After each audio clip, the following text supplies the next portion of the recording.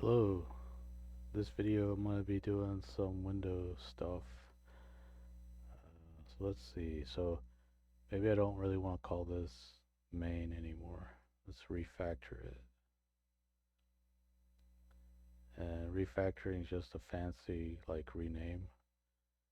Basically it's going to find all instances where that name's used and change it, and it knows how it's being used, so it's not just doing a text and replace, it's finding all the places where it's actually being used as a class.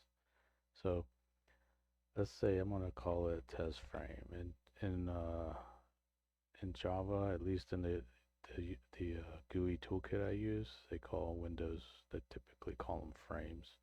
There is a window as well. The window doesn't have like a maximize or minimize button or close. It's just a rectangular window on the screen, and it's not really useful. Don't really use those. Usually use frames. So I'm gonna refactor that and call that test frame.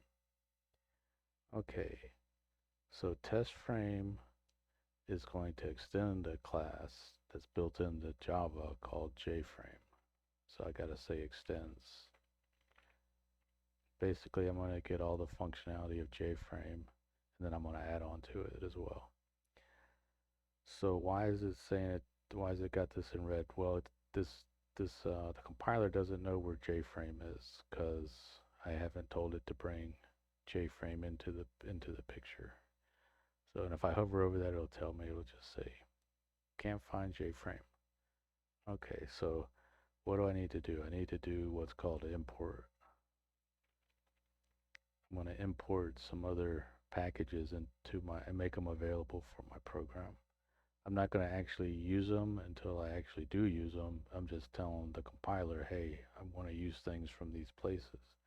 So JFrame is in javax.swing. That asterisk just says make everything in this swing package available to me. I could also just say JFrame here, but I typically like to use a wildcard because I may use a lot of things from Swing. And Swing is the name of the built-in windowing toolkit. It's basically just doing 2D stuff for the most part, and it's got all your kind of, GUI widgets and all that kind of stuff in it.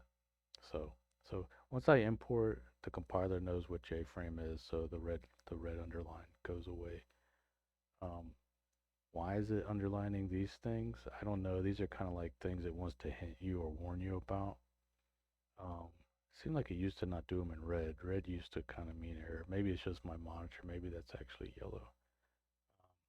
So anyway, I'm extending frame now. So this class is going to extend frame. I still need a main um, as like an entry point into the whole program. So I'm going to leave the main in there, but I'm going to change what it's actually doing. So what I want to do is I want to make a new instance of this class. So this class definition here is just kind of a template, but I need to actually instance it to make an object, built from that template. So I'll say test frame, and that's how you do it.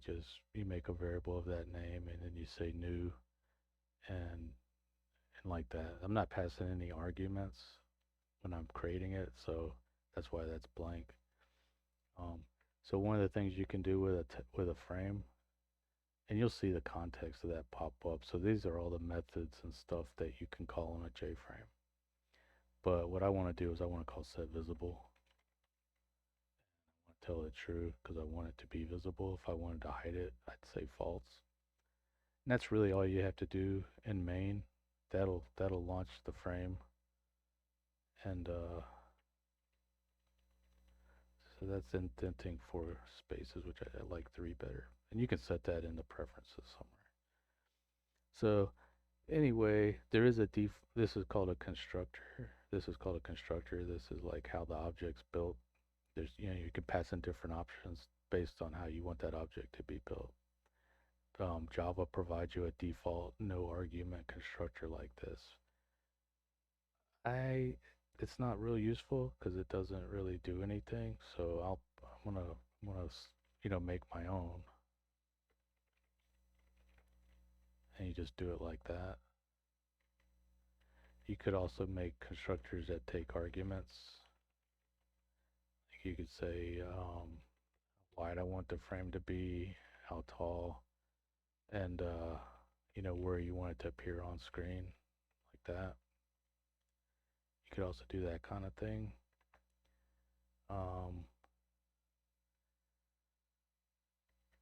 So for that you do set size width,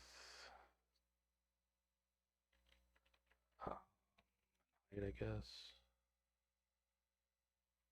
And then for the X and the Y you call set location. And these are functions or methods built into the JFrame class. Actually, it's probably built into something that JFrame inherited from a parent class. But anyway, X and Y is all you got to do there. And then to tell it you want to call that constructor, you pass in some numbers here, and it's going to figure out what constructor to use based on the types of these arguments. So if I run that, it's going to make a test frame of that size, and it's going to set it to visible. So let's see if that actually works. A lot of times you got to tinker with this stuff to get it to do what you actually want. I still got my main method, so NetBeans still has the little play button and will let you run it directly. So let's see. Okay, so I got a frame. Nothing in it. I got to minimize. Like I said, this is basically the bar you get with JFrame. It's when you use JFrame instead of window. It's just got some controls here. Now these controls aren't wired up.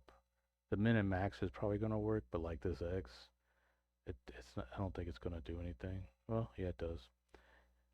That might be a change. It used to have to do like something called set default close operation to tell it what you actually wanted to do when that happened. So if I wanted to do that kind of thing, I'd say set default close.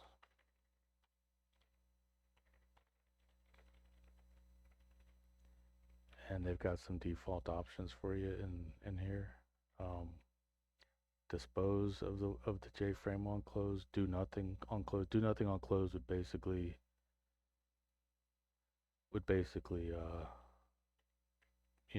disregard that button push, for the X button push.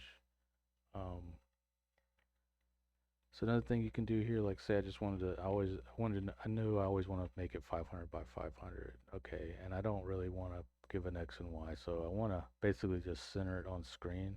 So what you can do is say set location relative to, and then pass it in a null, and that'll center it up. And then if I want to switch to using this constructor, I just take away my arguments here. And just save it, and I'll run it. See, now you get it centered on screen. Now let's see if it ignores the X push. Yeah, so it doesn't do anything. So this isn't a real easy program to get out of at this point. So you basically got to kill the program. Like if you had launched it from a console, you could probably say Control C. In NetBeans, you can just go down here and say press this X, and it'll kill what it says is running next to it. So that's the basics of how you make a frame and show it on screen. Now it's not too useful. You're just having a big gray box. So you probably want to have some buttons and maybe some other stuff on it. So what you got to kind of learn is how to use layout managers. So let me change this too. So I can say exit on close. That'll actually exit the Java virtual machine,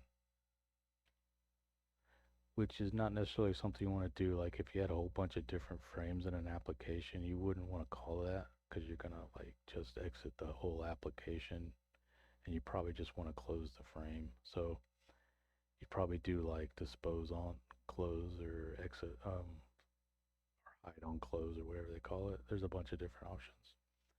But anyway, so let's look at a basic of how to lay out controls in that window. So one thing I probably want in that frame is a J panel. A J panel is just like a container that you can like put other stuff in. You can also do drawing on it, custom drawing. But I'm gonna call it the center panel because I'm gonna put it in the center of the frame. And you call constructors on it too. So a J panel, typically you don't pass it any constructors. So what I'm gonna use is what's called a border layout.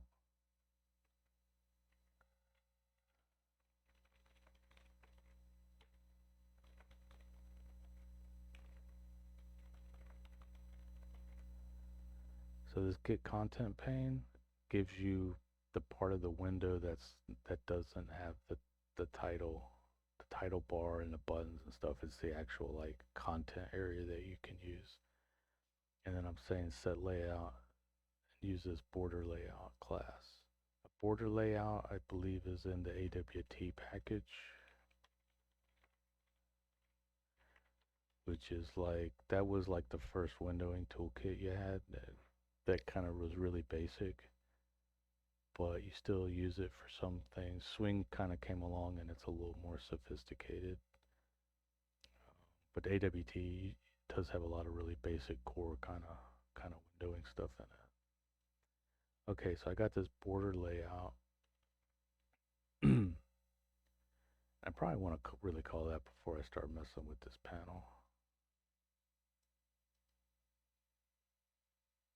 So let's move that down here just to organize it a little bit better.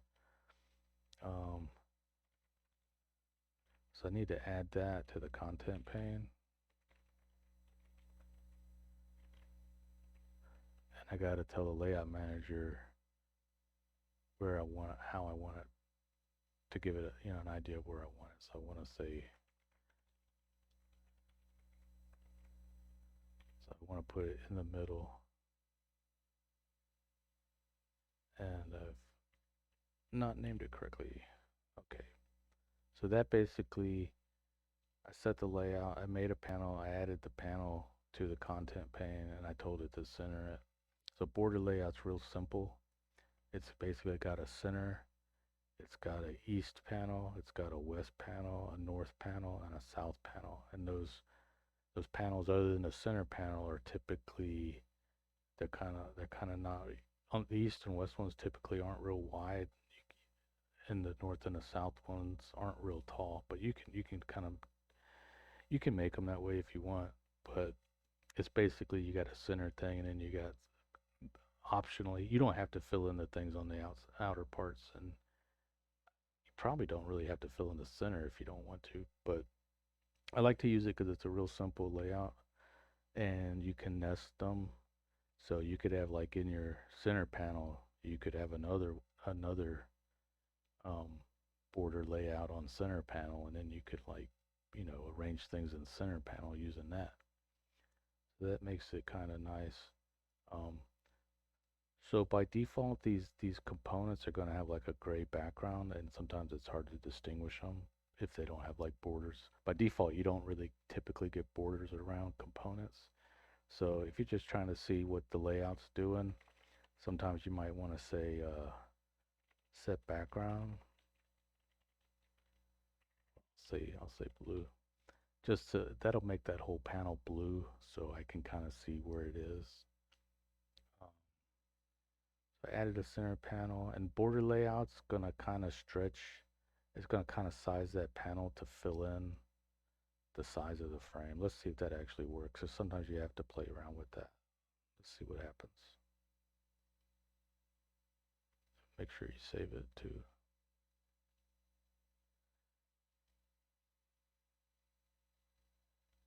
Okay, so I got a blue panel, and if I resize this, and this is one of the things you can do with JFrame is tell it whether you want it to be allowed to be resized. But if I resize it, it's going to resize that panel too. So that panel's getting resized when I'm doing this. And you can detect that event and do something if you want to. But right now I'm not. So remember I changed this to exit on close, so let's see if that actually works. Yep, there it goes, and there's no process down here anymore. It actually exited that VM that it started up. It may actually have been running it in the same VM NetBeans is running in, I don't know, but it's gone now anyway. So that's the center panel. So a lot of times, like with border layout, I want to do some buttons. So a lot of times I'll put like a button panel on the bottom um, to hold the buttons. So I just call it button panel.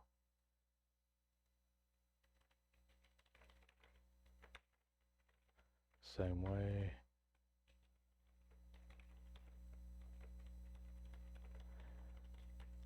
We'll make this one, make it yellow, why not? And yeah, you know, when you're actually delivering an application, you don't want to color the panels that way. You know, you just want to use white or gray or whatever the default is. Okay, so I'm going to add the button panel to the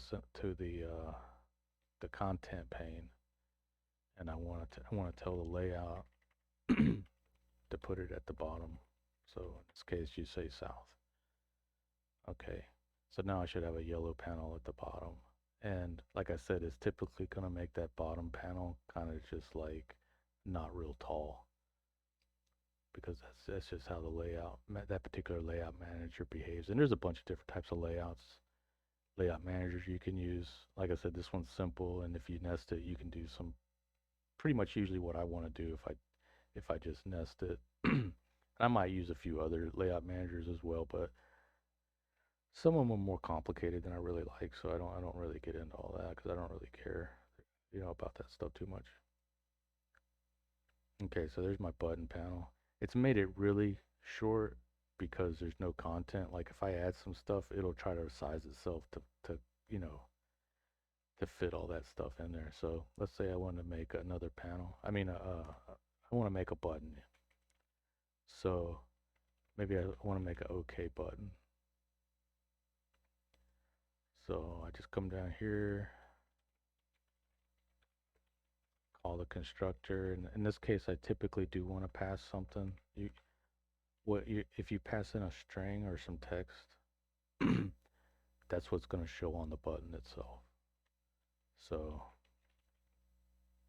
in this case, I want to add it to the button panel.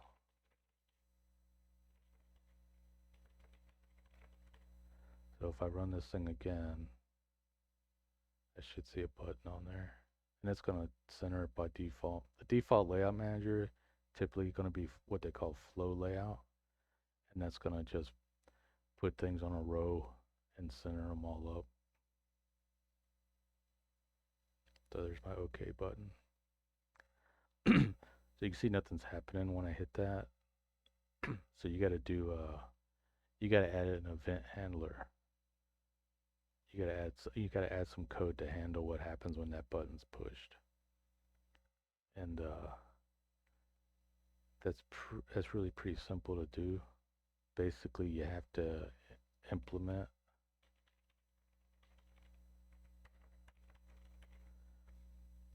this thing called Actionlistener. And you gotta say implements with an S.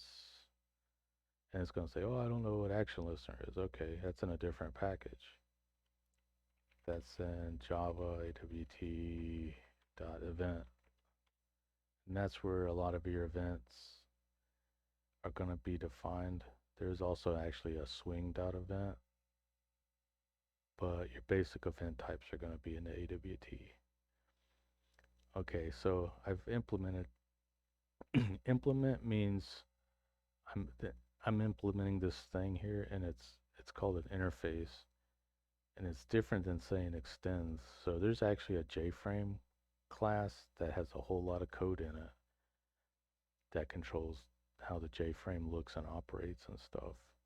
This thing, this interface, is just a list of functions that your class has to have in it. It doesn't have any implementation of those functions. Basically, it's just saying your class is guaranteed to have these functions, so I can treat it as an action listener. Okay. So now it's complaining about test frame, and it's complaining because I haven't implemented some of the methods from that interface. And actually, that particular interface only has a single method called action performed in it. So all I have to do is go define that method here.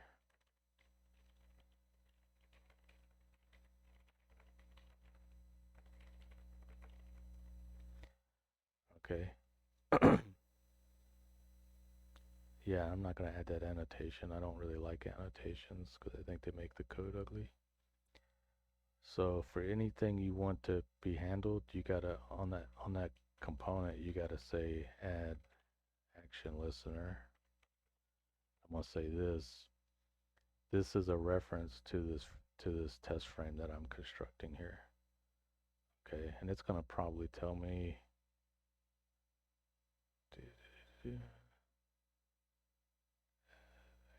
I misspelled it. This is gonna probably complain about leaking this. Um, I looked that up one time why that's bad. I don't remember. I like to do it, so I'm gonna do it. Okay, so now I've added the action listener. So when that button's pushed, what's going to happen is this function is going to be automatically called, and it's going to be passed this action event object, which just basically has some information about the action that took place. If you want to see it, a lot of times when you have objects, you can just simply print them out. You know, if you're curious, like what's in there. Um, and it's going to call the object's toString method. So depending on how much information they've put in that toString method, will tell you, you know, like what you're actually going to see there.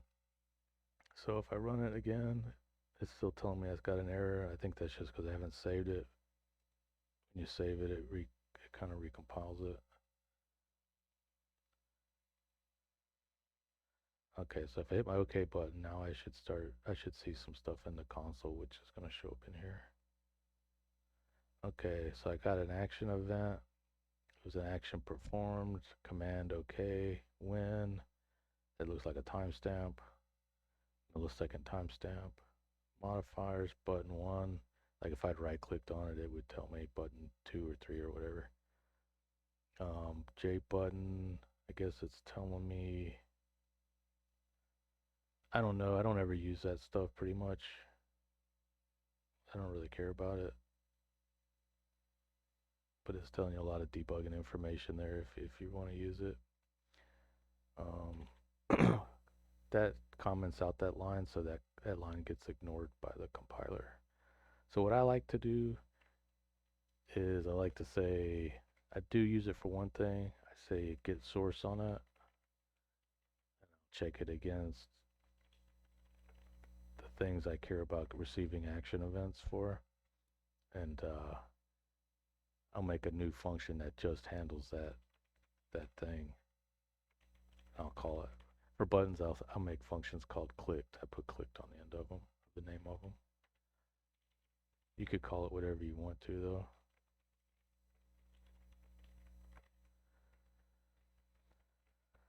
So in this case, I'll just make the frame invisible.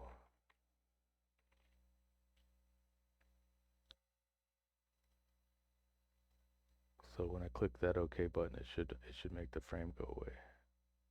Yep. So if I wanted to do like another button, I just define it there. I add it the same way.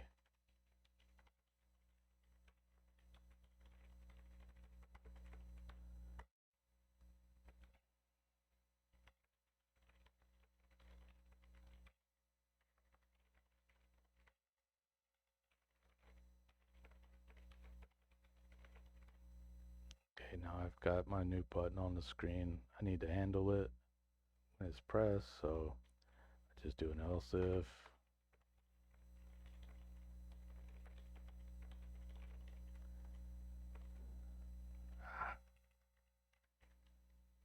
I like to turn the auto formatting stuff off usually because it just screws up my typing.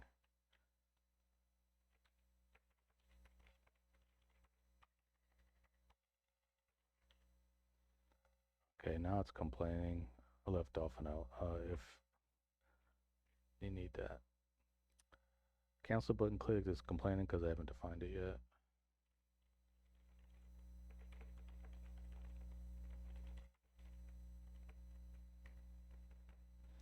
So what I want to do here, typically in a real frame, when you hit OK, you'd probably set something and then something else could get that value that was set. Something to that effect, or maybe it executes some command and does something. Cancel would most likely be the thing that would just hide the frame, or that sort of deal. But now I'll have two buttons, and they should both really do the same thing.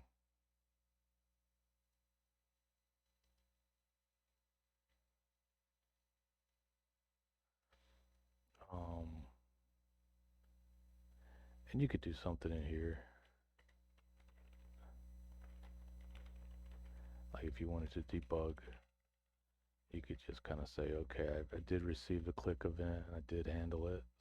So that's just kind of like, typically don't do that with buttons because they're pretty simple, but for some other like more sophisticated GUI controls, you might want to put that kind of thing in there to make to see what events actually being called for sure on them. Let me kill these. These are still actually running.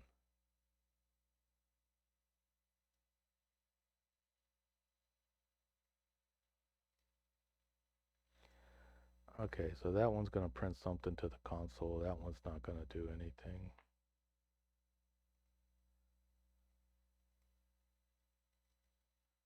Run it again. Okay, so if I say okay, it should print something. And it did. Cancel, I'm not printing anything, so it shouldn't print anything either. Yeah, so that's working like it's supposed to. One thing you might have noticed, if you have a lot of attention to detail, is those buttons weren't the same size. That kind of annoys me.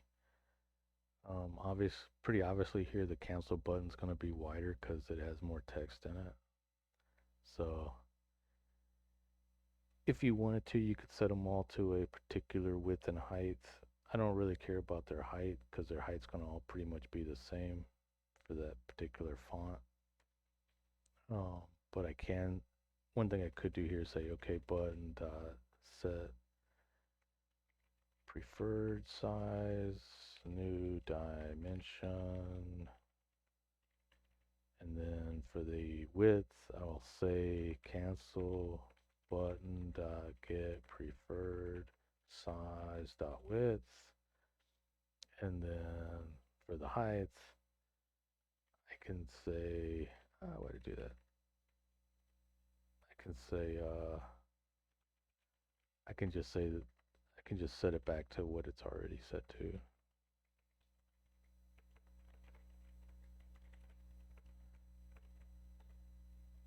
Like I said, I don't really care about the height too much. So these layout managers, these things have what they call preferred sizes, which is what you'd like them to be displayed at as far as width and height goes. But the layout manager's often free to change that so that its layout will work the way it's supposed to. Different layout managers respect different types of these dimensions. So there's a preferred size, there's a minimum size, there's a maximum size. I think it's called like preferred maximum size or something like that. There's also the size. So the actual size is how big the thing actually is. But border layout, I think, typically respects the preferred sizes. So that's what I'm going to try. Like I said, with these layout managers, a lot of times you really do have to tinker around with them to get the exact layout that you want. But this right here should make the OK button the same width as the cancel button. And this dimension's kind of a pain. These set preferred size functions take this dimension object, which is just an X and a Y, or a width and a height, or whatever. It'd be nice to be able to just put the numbers here. instead of having to make a new dimension object, but that's how they made it.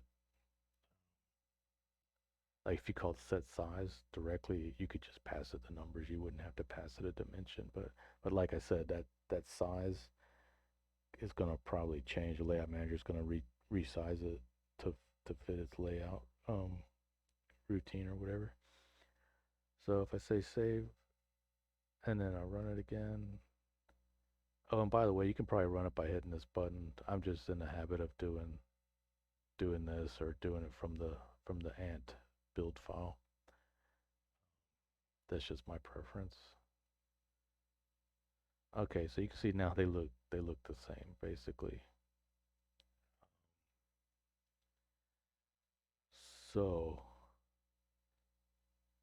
say I don't want to do that. Maybe I just want to maybe I want to change that center panel.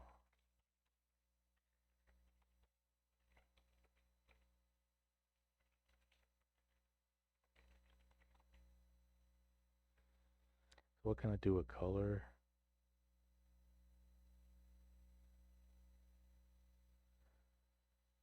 I can create my own colors. I can use the predefined colors. Um, there's a couple different color models. There's like, red, green, and blue. There's also hue, saturation, and brightness or whatever. They have different usefulnesses. So these are the kind of like class variables and functions, but there's also constructors for color that take different things.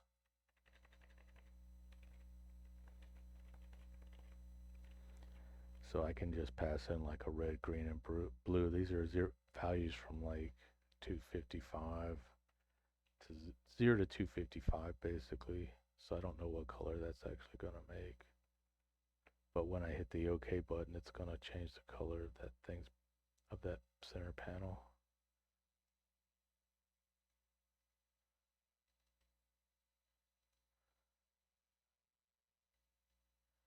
Isn't that neat?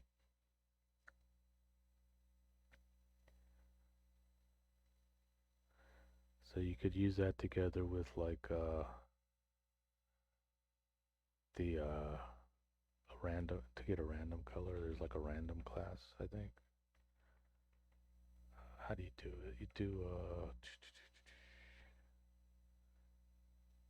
I can't remember. Let's see.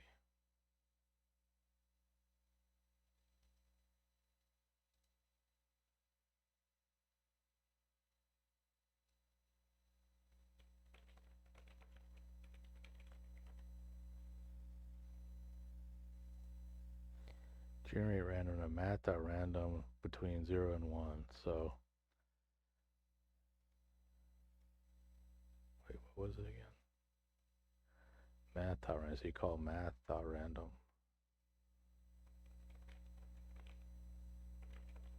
And that's going to give you back a floating point number. But you can see this constructor takes integer numbers, so you have to convert that. And it's from 0 to 1. So it doesn't really do you a lot of good for that constructor. So the math.random is between 0 and 1, so I'll multiply by 255. And that's going to give me a number between 0 and 255. So I need to truncate that or convert it to an int.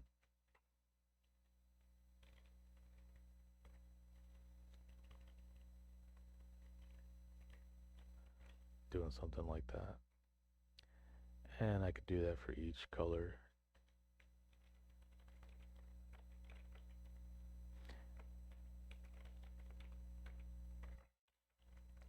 I think that's kind of a pseudo-random number generator. It's not something you'd use for like doing security stuff. I don't think it is anyway. I think the secure random, it takes a longer amount of time to make random numbers. Potentially, I think it gathers entropy from the system, kind of like you'd see on stuff on Linux. But let's see. So I've defined red, green, and blue variables. So let's pass in red, green.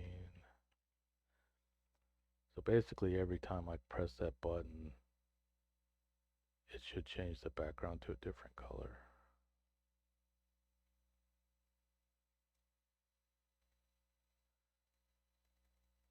Isn't that amazing? That is just so cool.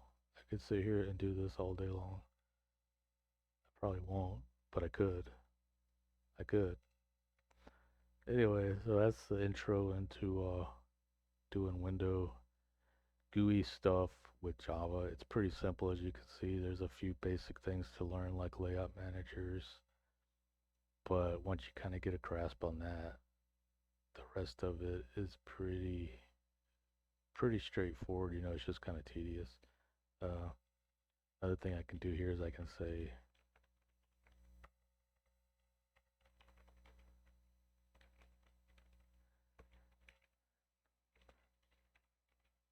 I can set the title to something like that. Amazing random background app. Isn't that an incredible thing? You know, I'd be happy to get a program that just did this. I would just sit here and play with it. You know. Anyway, thanks for watching. See you later.